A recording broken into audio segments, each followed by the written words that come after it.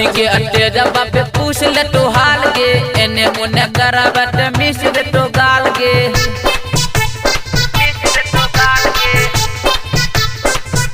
चढ़ी के अट्टे जब पे पूछ ले तो हाल गे एने मुन्ने करावत मिस दे तो गाल गे मंग तो किच पिच मांगा बेट पूरा गभाज टोगे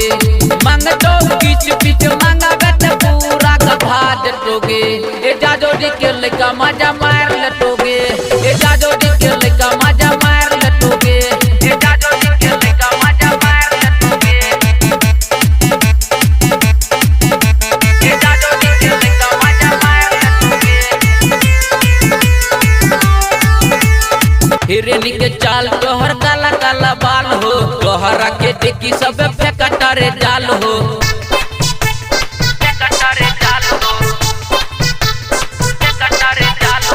हिरनी के चाल तोहर काला काला बाल हो तोहरा के देखी सब फेकटारे जाल हो कच्ची ढाड पटबट पूरा जिंदगी संभार डटोगे कच्ची ढाड पटबट पूरा जिंदगी संभार डटोगे ए जाजो जी के लइका मजा